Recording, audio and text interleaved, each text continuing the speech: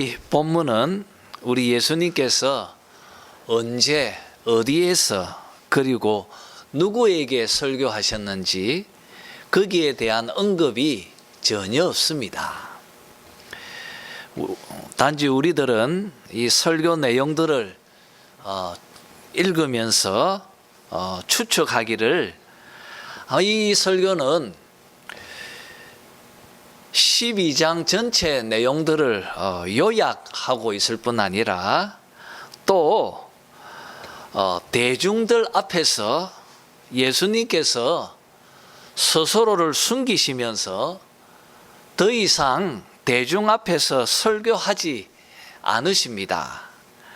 그래서 이 설교는 예수님께서 대중에게 행하신 마지막 설교이기 때문에 이 설교는 요한복음 전체에서 예수님께서 행하신 설교에 대한 초록, 이른바 요약이라고 해당될 정도로 그렇게 여겨집니다.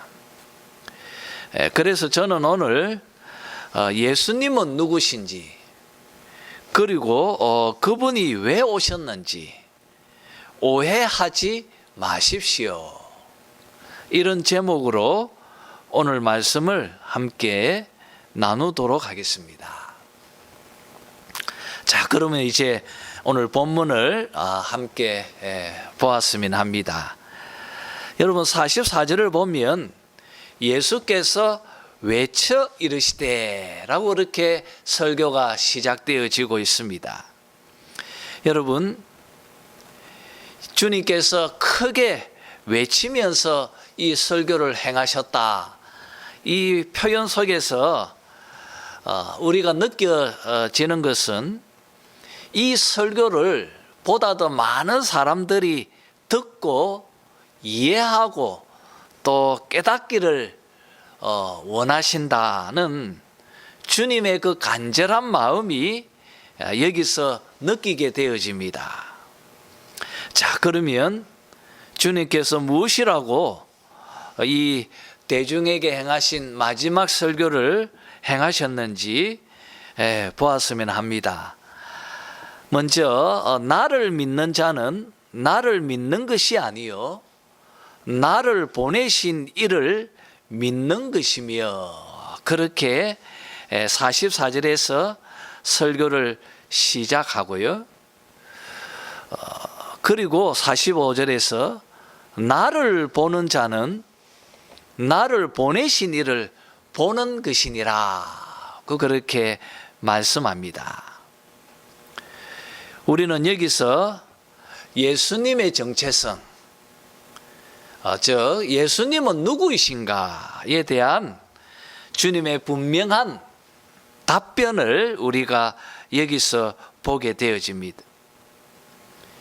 여러분, 예수님은 이스라엘 백성들에게, 그리고 훗날 자신의 교회에 함께 모일 이 세상 사람들에게 하나님은 누구이신지, 또 하나님은 어떤 분이신지를 보여주고 드러내게 하는 그런 분이시다.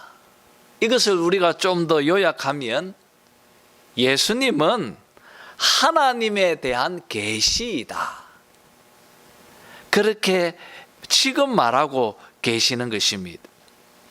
나는 하나님에 대한 완전한 계시이다, 그렇게 말하고 있습니다.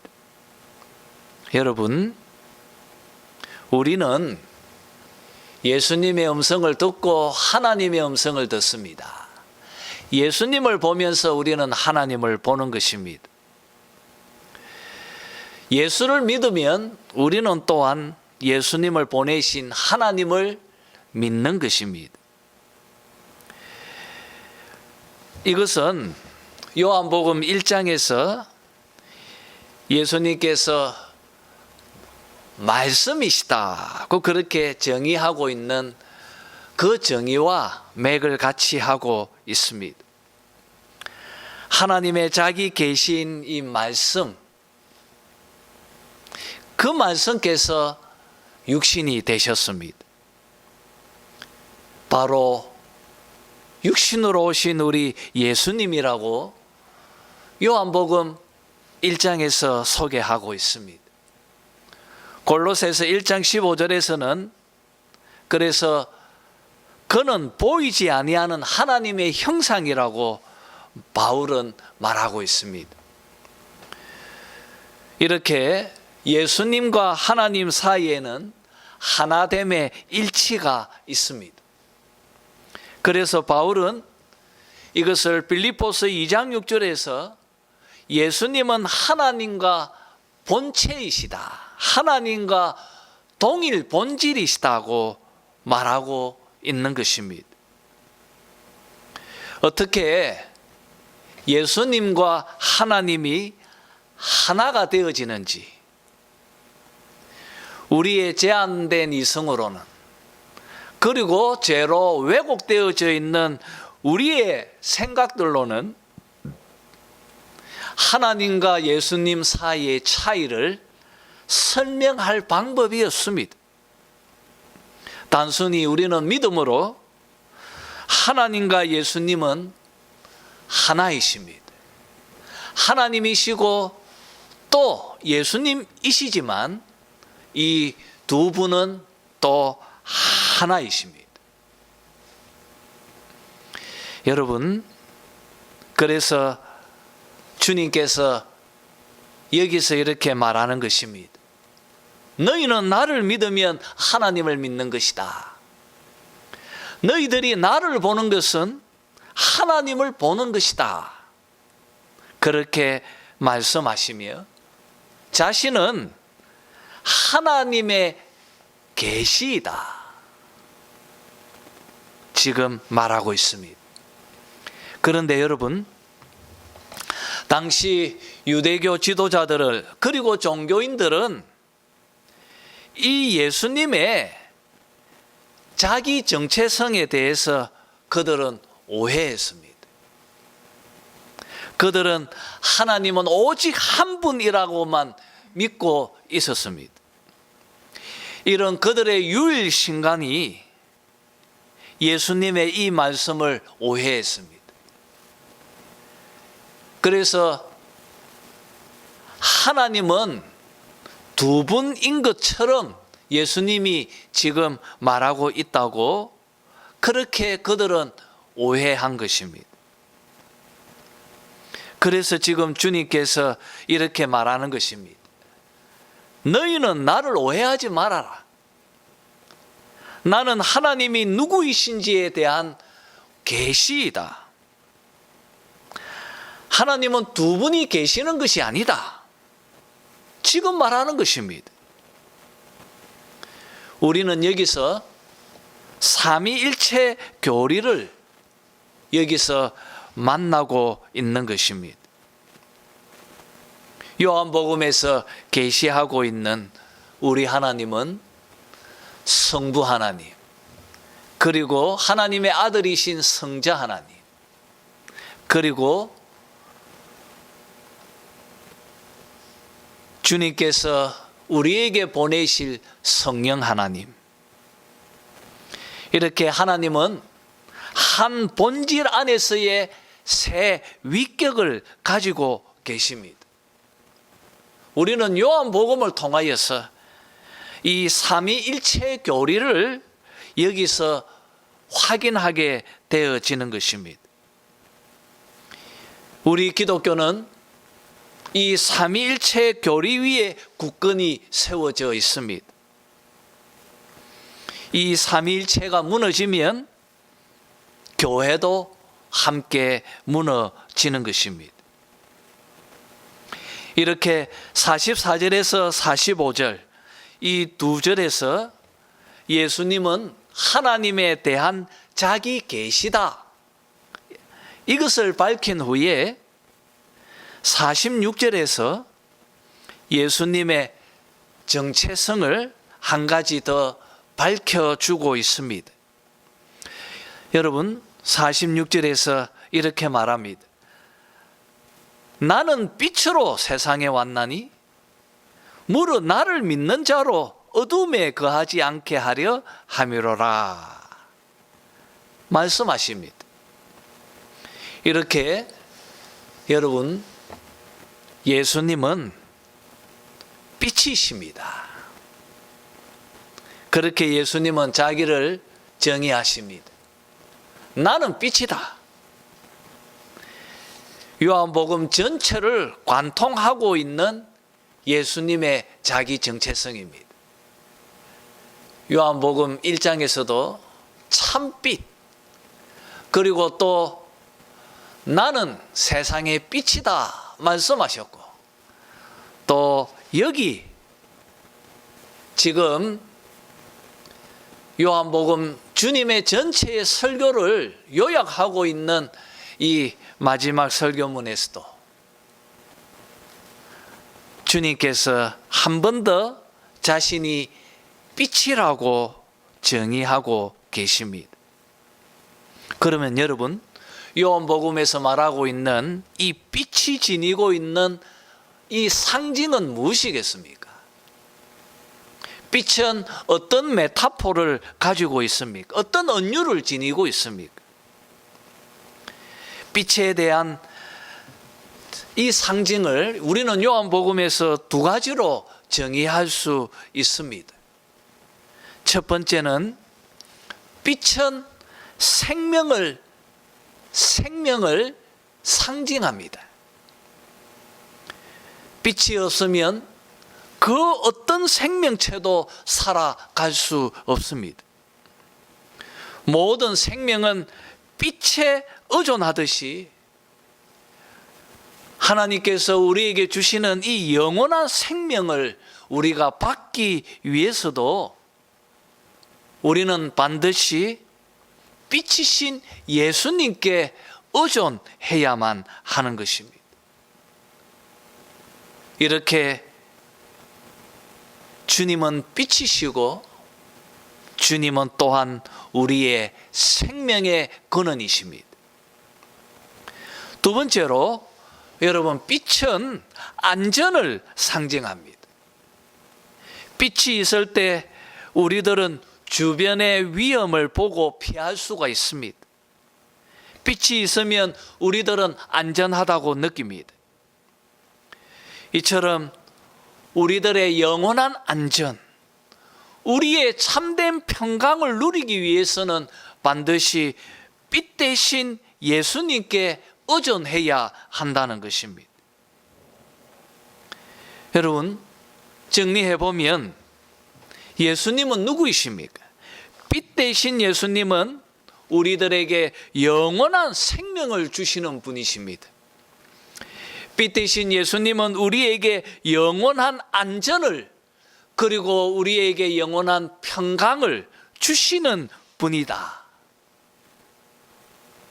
요한복음은 빛을 통하여 우리에게 이것을 소개하고 있는 것입니다. 여러분, 우리가 영원한 생명, 이 영생을 누리기 위해서, 우리가 이 영원한 안전, 이 참 평강을 누리기 위해서 우리는 예수를 믿고 그를 의존해야만 합니다. 빛 가운데 거해야 하는 것입니다. 이렇게 빛은 생명과 안전이 있지만 반대로 어둠은 죽음과 위협이고 위험입니다. 만약 여러분들이 어둠 속에 갇혀 있다면 여러분은 죽음을 향해 가고 있는 것입니다. 여러분이 어둠에 있다면 영혼의 영원한 고통과 위협 속에서 살고 있는 것입니다. 그래서 오늘 본문은 이렇게 어둠은 심판을 상징하고 있습니다. 어둠이 하나님의 두려운 심판을 상징한다면 반대로 빛은 그 두려운 하나님의 심판 가운데에서 그들을 건져주는 참 구원이라고 정의할 수 있을 것입니다. 그래서 주님은 47절에서 이렇게 말씀하십니다. 사람이 내 말을 듣고 지키지 아니할지라도 내가 그를 심판하지 아니하노라. 내가 온 것은 세상을 심판하려 함이 아니요 세상을 구원하려 함이로라. 그렇게 47절에서 말씀하십니다. 우리는 여기서 예수님께서 왜 이 세상에 오셨는지, 무엇을 하기 위해 오셨는지, 그분의 사명이 무엇인지를 우리는 여기서 확인하게 되어집니다. 여러분, 주님이 왜 세상에 오셨습니까? 주님은 무엇을 하기 위해 오셨습니까? 그분의 사명은 무엇입니까? 그것은 47절 제일 하반절에 있는 표현처럼 세상을 구원하려 함이로다. 세상을 구원하기 위함입니다. 바로 구원입니다. 여러분, 주님께서 세상을 구원하기 위해서 이 땅에 오신 것입니다. 그리고 그가 이 세상을 구원하기 위한 사명을 안고 이 땅에 오신 것입니다. 자, 그러면 여러분, 구원이라는 이 단어의 뜻은 건져낸다는 뜻입니다. 건져낸다. 어디로부터 건져내는 것입니까? 이 구원은 어디로부터의 구원입니까?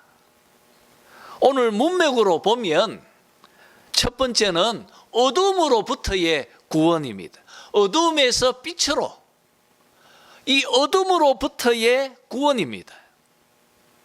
그리고 두 번째는 두려운 하나님의 심판으로부터에서의 구원입니다.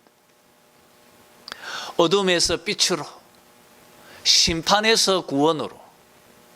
여러분, 이렇게 주님은 우리를 어둠에서 건져 주시려고, 그리고 또 하나님의 두려운 그 진노의 심판으로부터 건져 주시려고 이 땅에 오셨습니다. 여러분, 오늘 이 말씀을 우리가 보면 요한복음 전체에서 강조하고 있는 것처럼 세상은 어둠으로 가득 차 있습니다. 이 세상은 하나님의 두려운 심판 가운데 놓여져 있습니다.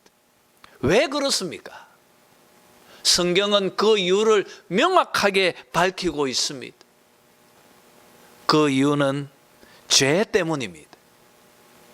우리 기독교는 죄를 다루는 종교입니다. 죄 때문입니다. 인류 최초의 부모였던 아담과 하와가 범죄해서 하나님의 동산으로부터 쫓겨났기 때문입니다. 그래서 이 세상이 어둠으로 가득 차게 되어진 것입니다.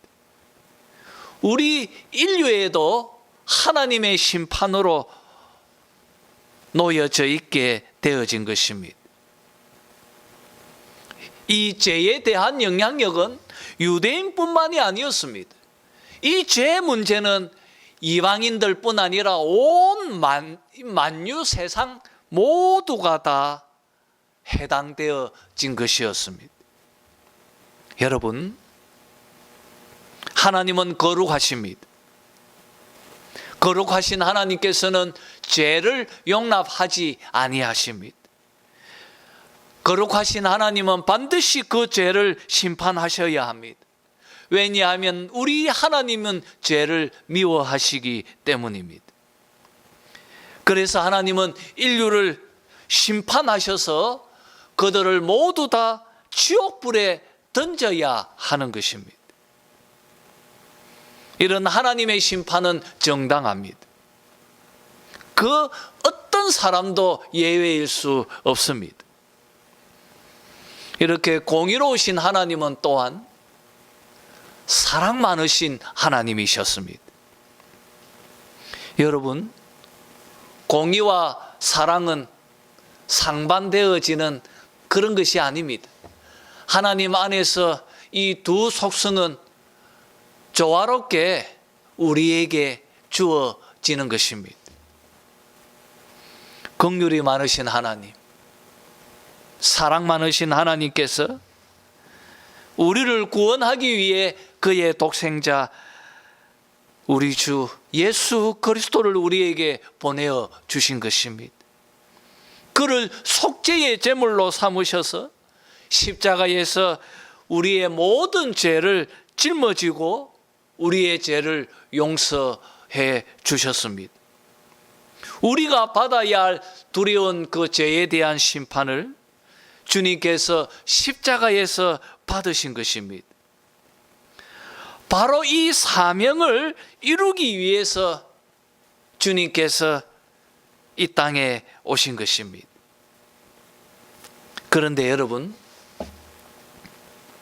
주님은 우리를 죄에서 구원하기 위해서 오셨는데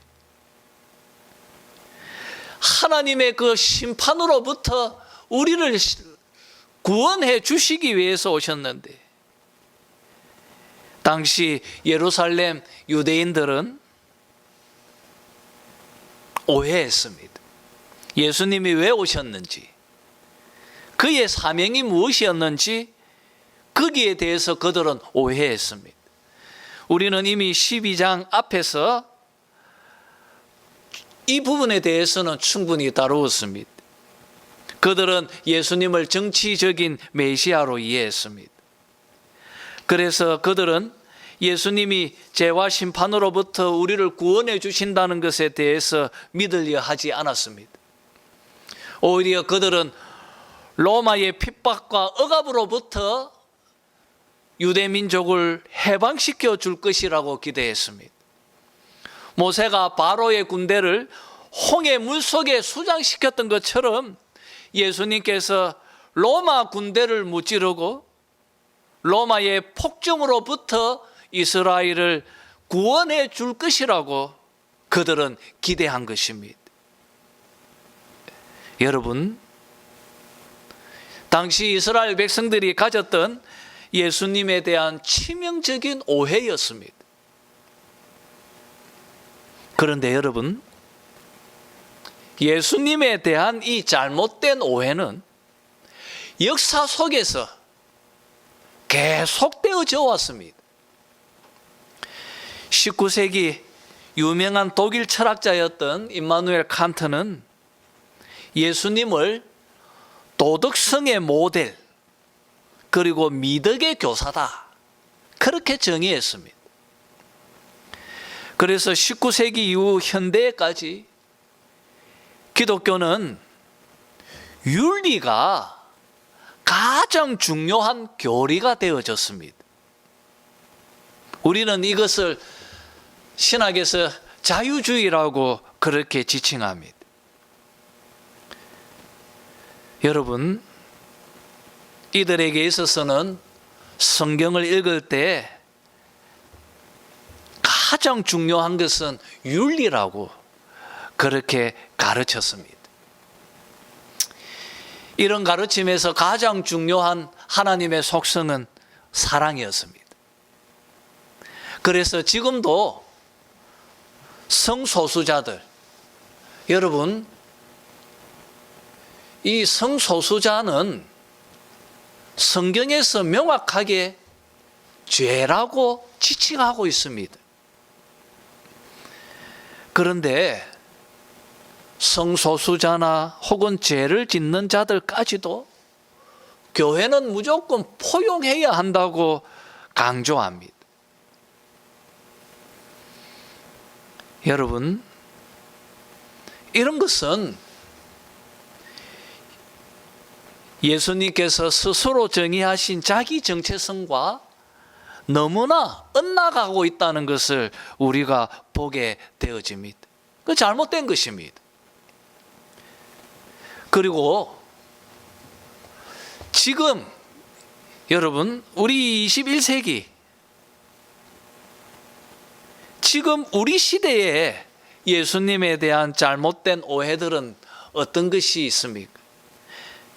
지금 우리 한국 교회를 지배하고 있는 신학이 있습니다.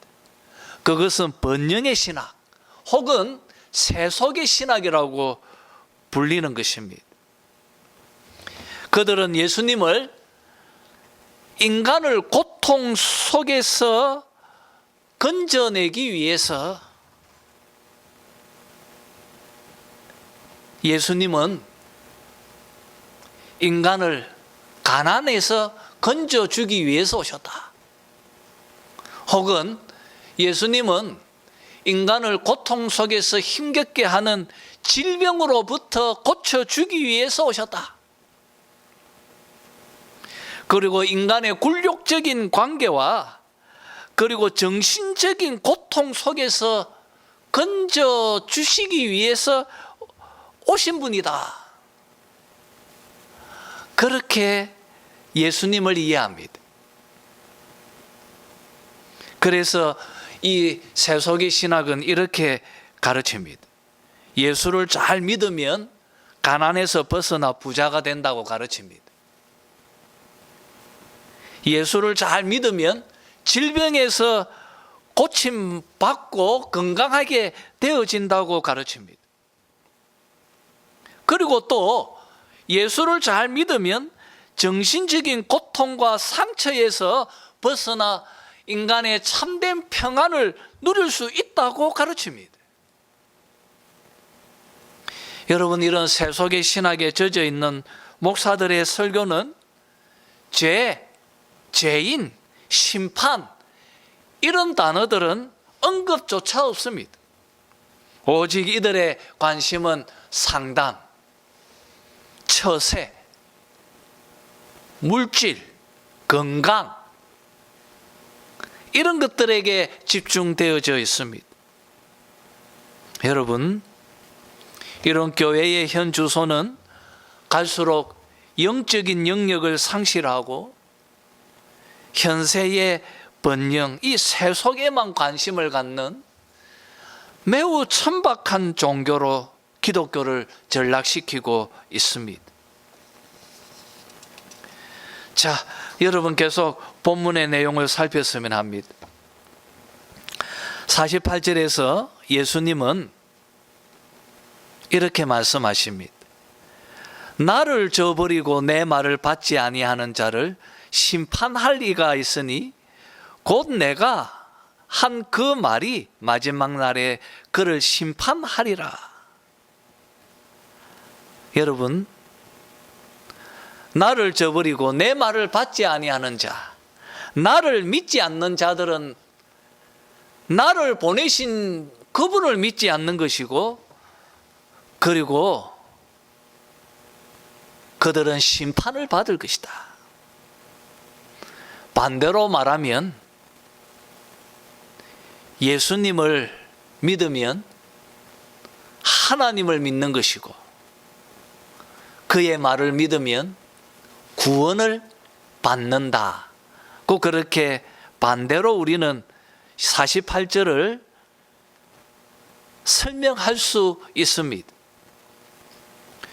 이 말씀은 요한복음의 기록 목적과 부합합니다. 우리 한번 요한복음이 왜 기록되어졌는지를 한번 확인해 봅시다.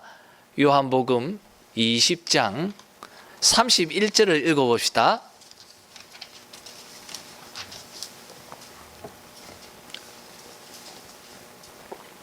이 기절은 요한복음을 기록한 목적일 뿐 아니라 성경이 기록되어진 목적이라고 말할 수 있습니다. 매우 중요한 기절입니다. 우리 한번 같이 읽어봅시다. 20장 31절입니다. 시작. 오직 이것을 기록함은 너희로 예수께서 하나님의 아들 그리스도이심을 믿게 하려 함이요 또 너희로 믿고 그 이름을 힘입어 생명을 얻게 하려 함이니라. 여러분, 이 말씀처럼 요한복음은 또 이 책을 읽고 있는 독자들에게, 지금 우리들에게 예수 그리스도를 향한 믿음으로 부르고 있는 것입니다. 믿으라, 믿으라는 것입니다. 이 책을 통하여서 하나님이 우리에게 들려주고 싶어 하는 말씀입니다. 믿으라. 오늘 우리가 읽은 이 예수님의 대중을 향하여 설교하신 마지막 설교, 그 기조도 동일합니다. 예수를 믿으면 구원을 얻고 믿지 않으면 심판을 받습니다. 이것이 또한 요한복음 전체의 주제입니다. 그리고 성경이 우리에게 주어진 목적입니다. 주 예수를 믿어라. 그를 하나님의 아들로 믿어라. 그가 우리의 죄를 용서해 주시고 우리를 심판에서 건져 주셨다는 것을 믿어라. 이것을 주님께서 대중들 앞에서 행하신 마지막 설교문에서도 강조하고, 그리고 오늘 이 요한복음 기록 목적 역시도 이것을 강조하고 있습니다. 이제 말씀을 정리하겠습니다. 사랑하는 성도 여러분, 주 예수 그리스도를 믿으시기를 바랍니다. 그분께서 여러분들을 비참과 고통 속으로 몰아넣는 죄에서 구원해 주셨습니다. 여러분이 치러야 할 죄값을 주님께서 십자가 앞에서, 십자가 위에서 모두 다 치루어 주셨습니다. 주님께서 공의로우신 하나님의 그 진노의 심판 속에서 여러분이 겪어야 할 그 모든 죄의 값을 치르고 여러분을 구원해 주셨습니다. 그를 믿으면 이 구원의 복을 여러분이 누리게 됩니다. 주 예수를 믿으시기를 바랍니다. 오늘 말씀을 통하여 하나님께서 여러분에게 이것을 요청하고 계십니다. 예수 그리스도를 믿으시기 바랍니다. 그분 안에서만이 쉼이 있습니다. 그분 안에서만이 안식이 있습니다. 예수님 외에는 그 어떤 것도 신뢰하지 마시기를 바랍니다. 그것이 그 무엇이든지 말입니다. 주님 외에는 그 어떤 것도 신뢰하지 마시기를 바랍니다. 그것이 돈이든 사람이든 건강이든 그것이 어떤 것이라도 예수 그리스도 외에는 신뢰하지 마시기를 바랍니다. 예수를 신뢰하면, 그를 믿으면 여러분이 구원을 받습니다. 그러나 반대로 예수를 믿지 않으면 심판을 받습니다. 성경 속에는 많은 하나님의 심판을 소개하고 있습니다. 홍수의 심판이 있습니다. 소돔과 고모라의 심판이 있습니다. 애굽에 임한 10가지 재앙을 통한 하나님의 심판이 있습니다. 성경에는 많은 심판을 들려주고 있습니다. 그러나 여러분, 주님께서 재림하실 때 그때 모든 인류를 모아놓고 하나님의 심판을 행하실 것입니다. 그때 이루어질 그 심판은 성경에서 소개하는 그 수많은 심판과는 비교할 수 없을 만큼 무섭고 두려운 것일 것입니다. 그때의 심판은 엄청날 것입니다. 하나님의 진노는 맹렬히 타는 불과 같을 것입니다. 예수 믿지 않는 자들은 이 심판을 두려워해야 할 것입니다. 여러분, 주님께서 말씀하신 것처럼 성령을 회방하는 죄, 그 무슨 죄입니까? 그건 구원받지 못한다고 했지 않았습니까? 그 무슨 죄죠? 성령을 회방하는 죄. 성령으로 말미암아야 우리가 예수를 믿는 것이지 않습니까? 성령 회방죄는 곧 예수를 믿지 않는 죄입니다. 예수를 믿지 않으면 구원받을 수 없습니다. 하나님이 용서해 주실 수가 없습니다. 예수를 믿어야 합니다. 그를 믿지 않으면 심판을 받게 되는 것입니다. 이것이 복음의 골자입니다. 지금 이 순간에도 하나님께서는 설교자들을 통하여 복음을 듣게 하십니다. 복음을 들을 때 여러분 안에 계신 성령께서 그 말씀에 반응하게 하십니다. 성령의 그 음성에 여러분이 귀 기울이시고 오늘 이 복음의 말씀에 반응하시기를 바랍니다. 예수를 신뢰하십시오.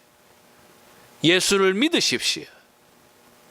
그러면 여러분의 삶 속에 생명의 물이 흘러 넘칠 것입니다. 신령한 은혜가 여러분 심령으로부터 터져 흘러 나갈 것입니다. 이런 은혜가 여러분의 삶 속에 가득 차길 주님의 이름으로 축원합니다.